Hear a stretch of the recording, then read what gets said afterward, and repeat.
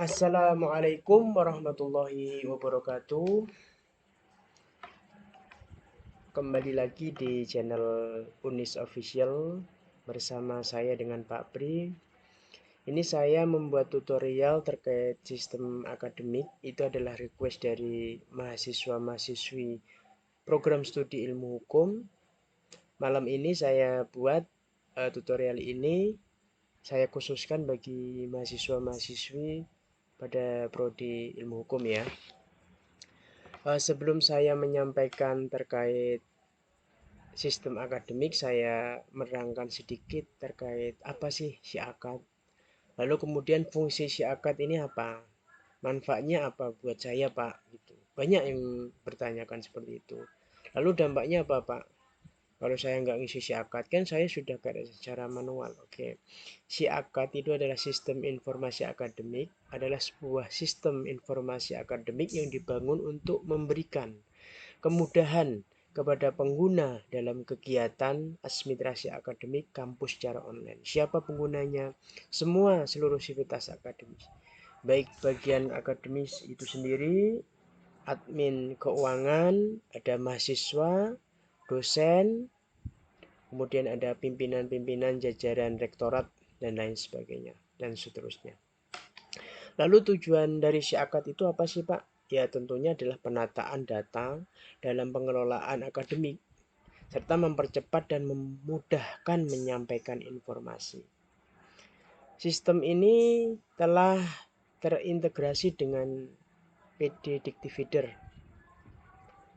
PD Dictifeeder adalah pangkalan data pendidikan tinggi yang nanti setiap periode aktivitas kegiatan, baik kegiatan mahasiswa maupun kegiatan dosen itu akan ada rekam jejaknya di Dikti. Lalu fungsinya apa? Kalau untuk mahasiswa kok harus ada rekam jejaknya? Nanti seperti kearesan, proses pembelajaran, hasil studi mahasiswa, hingga akhir semester nanti akan muncul yang namanya NIN, nomor induk atau nomor ijazah nasional. Yang mana nomor ijazah nasional tersebut dapat direservasi ketika mahasiswa tersebut sudah menempuh 120 SKS. Bayangkan kalau kita tidak KRS-an, kita nggak paham itu apa KRS.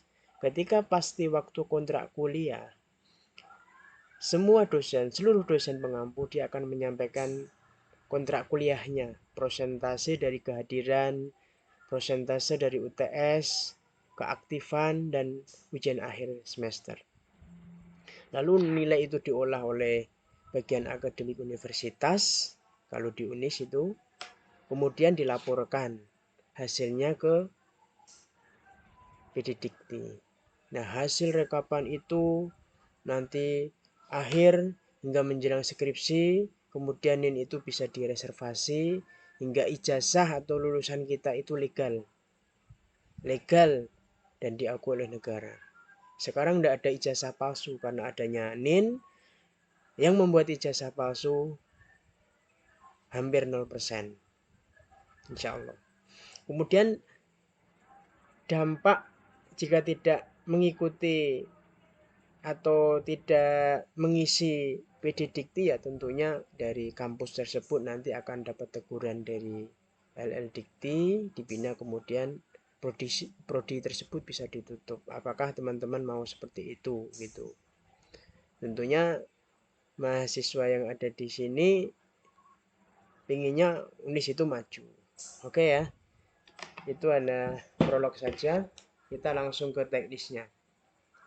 Oke teman-teman, kita boleh menggunakan browser apa saja. Kalau di Apple ada Safari, kalau di Windows ada Google Chrome, ada Mozilla, ada Opera, dan lain sebagainya. Kita yang menggunakan yang familiar aja ya. Saya menggunakan Chrome. Kita ketikkan alamatnya seperti ini, https://siakat-fh.unis.ac.id. Boleh menggunakan M, boleh langsung. Ini nanti muncul secara otomatis. Lalu kemudian user ID dan passwordnya apa? User ID dan password itu kita buat default. Default itu maksudnya sama, yaitu adalah user ID-nya adalah nomor induk mahasiswa atau NIM, kemudian passwordnya juga NIM. Gitu. Oke, ketika kita sudah tahu user passwordnya, kita login ya. Saya contohkan mahasiswa angkatan 2020 karena ini request dari angkatan 2020, maka saya buatkan. Oke, kita login ya. User passwordnya sama ya. Tampilannya seperti ini dashboardnya. Oke teman-teman, ini saya contohkan untuk Mas Muhammad Aziz. Langkah pertama apa? Ketika kita menggunakan si akad ini, yang perlu kita isi adalah yang pertama adalah profil. Profil itu untuk apa sih Pak? Ya kelengkapan data. Kalau data kita tidak lengkap, kira-kira kalau mendapatkan informasi seperti beasiswa, seperti kegiatan-kegiatan yang lain, atau ada hal-hal yang berhubungan dengan mahasiswa tersebut, profil ini bisa menjadi acuan di bagian akademik. Oke, tampilnya seperti apa nih? Ini kita coba klik. Di sini ada dua, ada edit data, ada edit foto. Nah, data ini continuous ya. Kapanpun bisa diedit, kapanpun bisa diubah. Tidak ada batas waktunya. Kita edit data, ini contohnya seperti ini. Di sini ada name, kalau name tidak bisa dirubah, kemudian ada nama, terus ada bintang. Bintang ini adalah maksudnya wajib atau di dalam bahasa pemrograman adalah mandatory. Oke, nanti diisi sendiri ya. Ini saya contohkan, saya tampilkan saja karena ini adalah sifatnya umum. Teman-teman biasa kalau menggunakan aplikasi OVO, Tokopedia, terus Shopee dan lain sebagainya, pasti data profil kan harus mengisi. Teman-teman sudah familiar lah hal inilah. Nanti kemudian kalau sudah lengkap kita simpan. Ada data orang tua, kalau sudah lengkap kita simpan.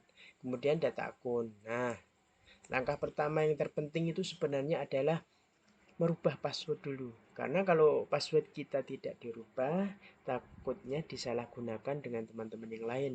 Karena ini adalah bentuknya privasi ya, profil ya. Kemudian ada transaksi-transaksi akademik dan sebagainya, itu adalah termasuk privat atau rahasia sifatnya. Oke, itu harus diganti. Oke, kita lanjut. Kita masuk ke beranda. Kalau ingin baca nih sudah ada panduannya atau sekilas informasi. Siapa di grup yang ini berhak untuk masuk, siapa yang ada role-nya, BAK, dosen, mahasiswa, dan seterusnya. Kalau mahasiswa untuk lupa password bisa hubungi BAK, tepatnya di gedung Fakultas Ekonomika dan Bisnis, di ruang BAK, lantai 1, ruang 1, strip 6. Oke, lanjut ke intinya. Di sini ada tombol list button, ada informasi akademik, kita klik. Di sini ada kurikulum dan mata kuliah, teman-teman. Isinya apa? Yuk kita klik. Di sini ada daftar mata kuliah, kemudian ada daftar mata kuliah prasyarat. Kita klik data mata kuliah. Kita mata kuliahnya dari semester 1 hingga semester 8 itu apa saja sih? Nah, kadang teman-teman yang awal-awal kuliah itu nggak tahu mata kuliahnya apa saja nanti yang kita harus tempuh, terus mata kuliah yang wajib mana, mana yang pilihan, mana yang konsentrasi, dan seterusnya. Ini sudah kami siapkan. Di sini tinggal klik. Kalau semester 1 ya mata kuliahnya semester 1 ini itu menjadi sebuah patokan. Oke ya, ini cuma sekedar mereview ya kalau kita lupa ya. Kalau kita lupa mata kuliahku apa saja gitu itu di sini. Atau kita mau mengisi KRS mata kuliahnya apa saja, ini sebagai panduan kita. Lalu kemudian di sini ada informasi perkuliahan. Jadwal ini akan muncul jika mahasiswa sudah mengisi KRS. Ini contoh Mas Muhammad Aziz sudah mengisi KRS. Lihat di informasi perkuliahan, lalu di sini ada materi kuliah. Contoh di Pancasila diampu oleh Bapak Soleman Kurdi. Nanti Bapak Soleman Kurdi mengupload materi kuliah di pertemuan keberapa, mahasiswa bisa klik di mata kuliah tersebut, nanti di materi kuliah ini akan muncul, atau RPS atau pertemuan berapa di sini akan muncul seperti itu. Karena beliau belum upload berkas, maka ya berkas untuk materi ya di sini masih strip seperti itu. Oke, lanjut di sini ada informasi. Informasi ini ditujukan untuk mahasiswa dan dosen biasanya. Dia ada menu sendiri.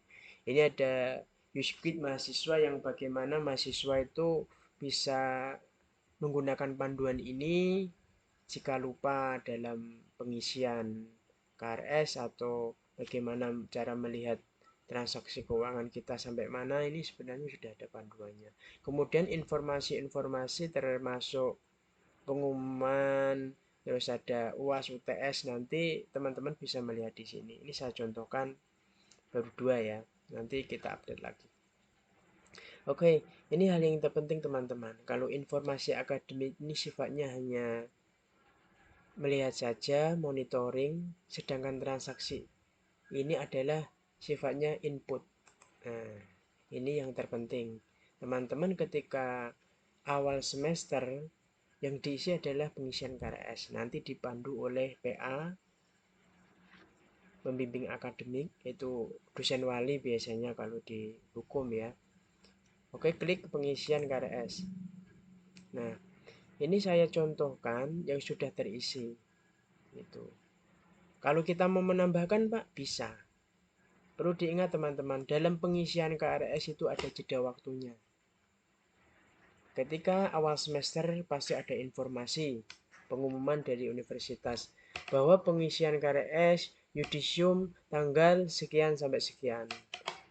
Dan pembayaran bulan sekian sampai sekian. Nah, mohon itu diperhatikan. Kalau kita tidak memperhatikan waktu itu, maka kita tidak akan bisa mengisi KRS. Karena KRS ini ada waktunya. Biasanya diberikan waktu kelonggaran 1 minggu. Gitu.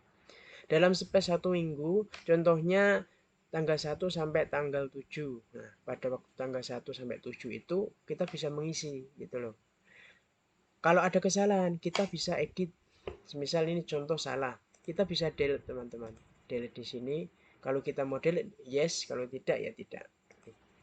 Kalau kita mau menambahkan, tinggal tambahkan aja mata kuliah yang belum apa. Kita klik warnanya abu-abu ini, kemudian lalu pilih. Nanti secara otomatis dia akan nambah di sini. Nah, di sini sudah kita tambahkan berapa SKS yang ditempuh. Nah, kalau biasanya hukum itu ya semester 1, 2, 3 itu masih paketan ya, belum ada pilihan. Jadi semuanya sama. Gitu. Oke, di sini juga ada kasih keterangan bahwa untuk menggunakan tombol plus itu untuk menambahkan mata kuliah atau memilih mata kuliah. Sedangkan ada gambar sampah ini adalah untuk menghapus. Ini tombolnya seperti ini di samping. Nah, ini benar-benar diperhatikan ketika waktu pengisian KRS ya diisi. Ini sekali di awal semester biasanya pengisiannya. Dan nanti diperhatikan juga untuk pembayaran. Kalau mahasiswa belum bayar, nanti ya kita tidak akan bisa menambahkan data. Nanti akan mendapatkan informasi bahwa mahasiswa tersebut belum bayar pada bulan yang berjalan. Seperti itu.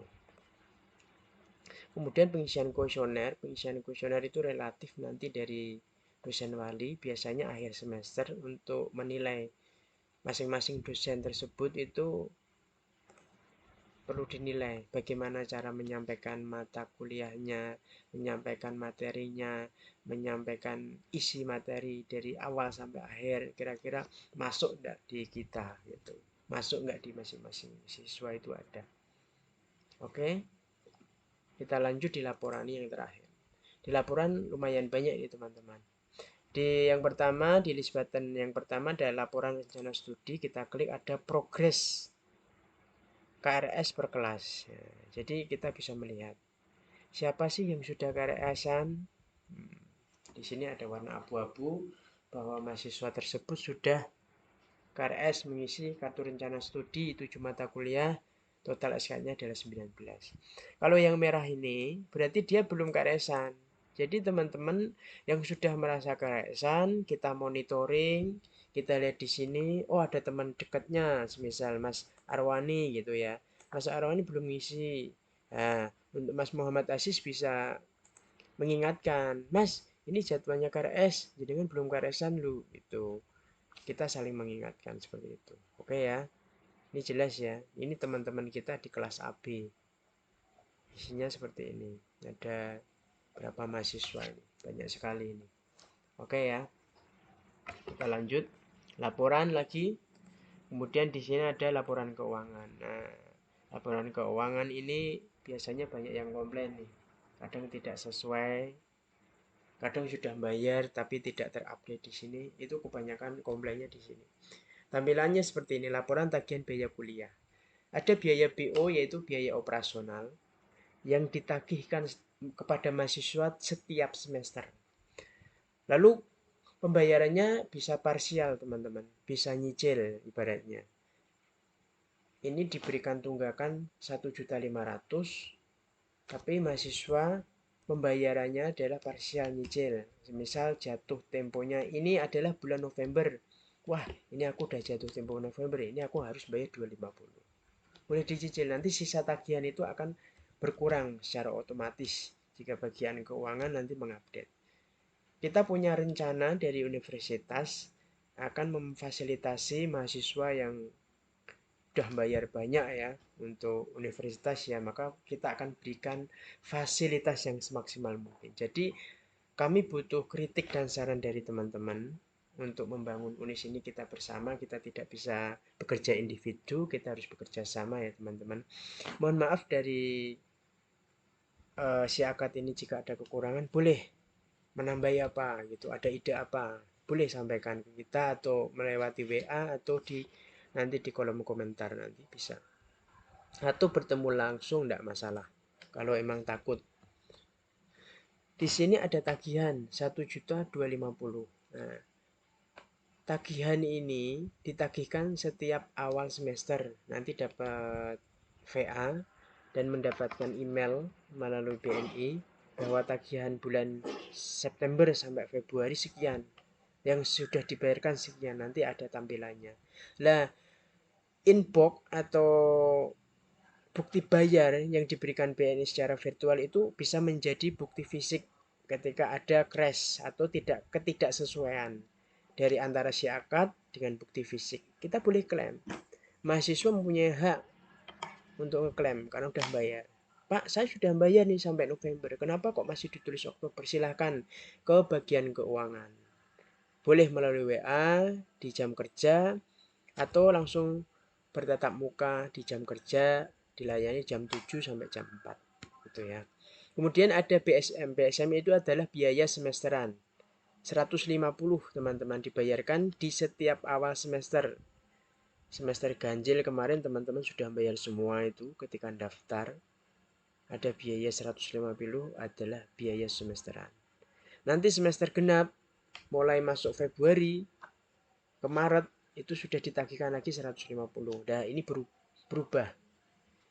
Ini sifatnya adalah dinamik ya, berubah-ubah ya setiap semesternya. Oke ya. Ini biasanya banyak yang komplain nih. Silahkan dikomplain kalau memang tidak sesuai. Lanjut ya. Kemudian di laporan keuangan itu ada laporan tagihan biaya kuliah ya dari ini. Ini adalah laporan pembayaran kuliah. Sering saya menjumpai baik teman-teman mahasiswa yang senior maupun junior, mahasiswa yang lama.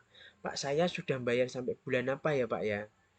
Sampai lupa untuk bayar, untuk kewajibannya aja sampai lupa. Jangan seperti itu ya teman-teman. Makanya kita fasilitasi di Siakat ini ada sebuah laporan repot ya, namanya laporan pembayaran biaya kuliah. Di sini mahasiswa bisa monitoring, aku sampai mana? Oh, aku udah bayar bulan September. Berarti aku belum bayar Oktober, November kalau mau mengikuti UTS. Kemudian BSM-nya sudah dibayarkan. Itu seperti itu ya. Kemudian di sini ada laporan akademik. Di sini ada laporan kehadiran. Nah, karena baru mengisi KRS dan dosennya belum mengisi kehadiran secara virtual, maka di sini masih nol. Nanti teman-teman bisa memonitoring kehadirannya di sini. Nah, mahasiswa juga mempunyai hak untuk mengklaim pertemuan dan kehadiran jika tidak sesuai. Contoh Mas Muhammad Aziz ternyata itu full di Pancasila, diampu oleh Bapak Soleman. Dia hadir 14 kali pertemuan. 14 hadir pertemuan, tapi ditulis di sini adalah 10. Nah, maka boleh komplain, ibaratnya menyampaikan konfirmasi lah, konfirmasi kepada dosen pengampu gitu langsung. Nah, kita fasilitasi seperti itu. Oke, di laporan akademik di sini ada transkrip sementara. Jadi nanti teman-teman dari semester awal sampai akhir transkrip ini akan muncul secara otomatis.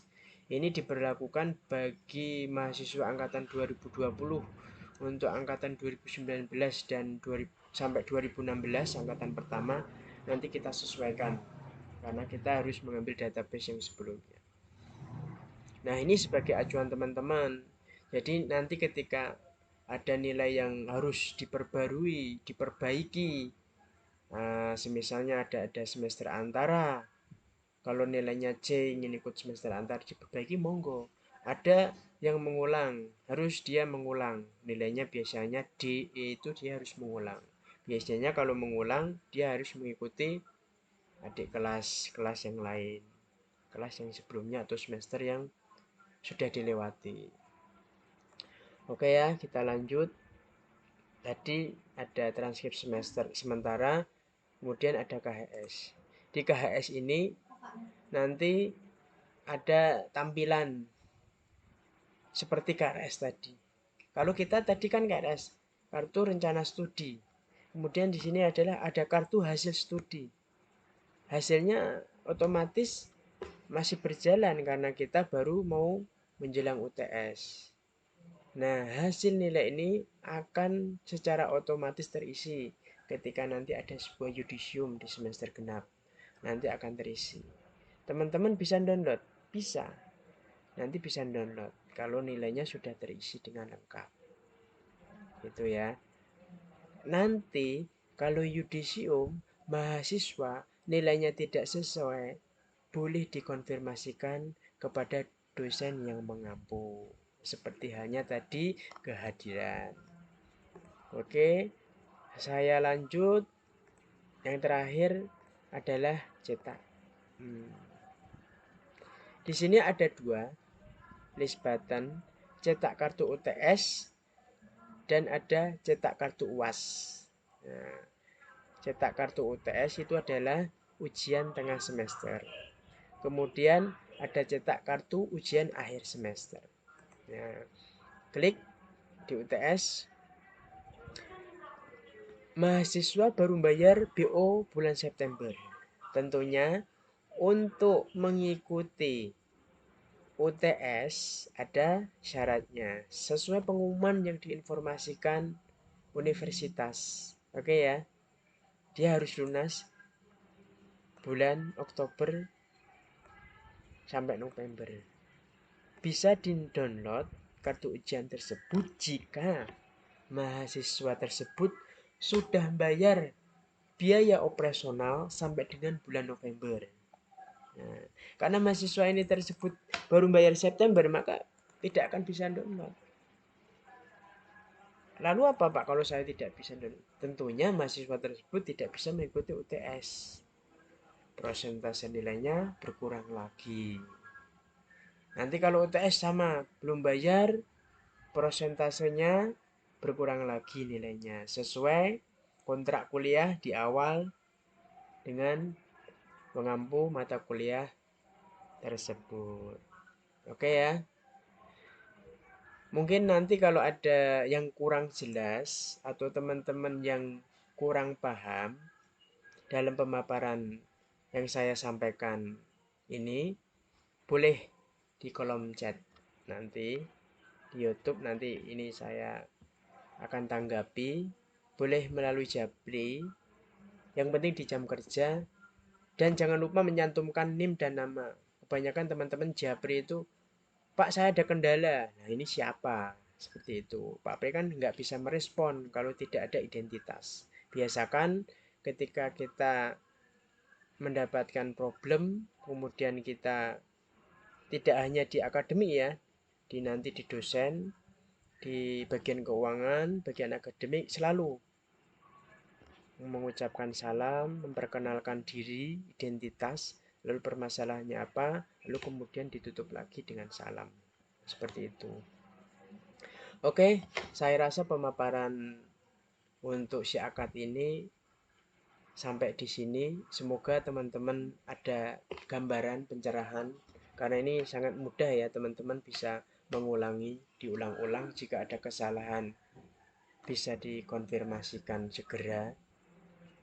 Yang penting tadi yang saya sampaikan di KRS ini adalah kunci utama untuk tersinkron di feeder nanti di PDPT hingga mendapatkan hasil yang maksimal. Oke, saya kira cukup sekian. Terima kasih atas perhatiannya. Semoga teman-teman di UNIS betah. Semoga di UNIS teman-teman menjadi orang-orang yang sukses, berguna bagi bangsa dan negara. Saya akhiri, saya ucapkan banyak terima kasih kepada teman-teman program studi ilmu hukum khususnya di angkatan 2020, 2019, 2018, 2017, dan 2016. Saya akhiri. Wassalamualaikum warahmatullahi wabarakatuh.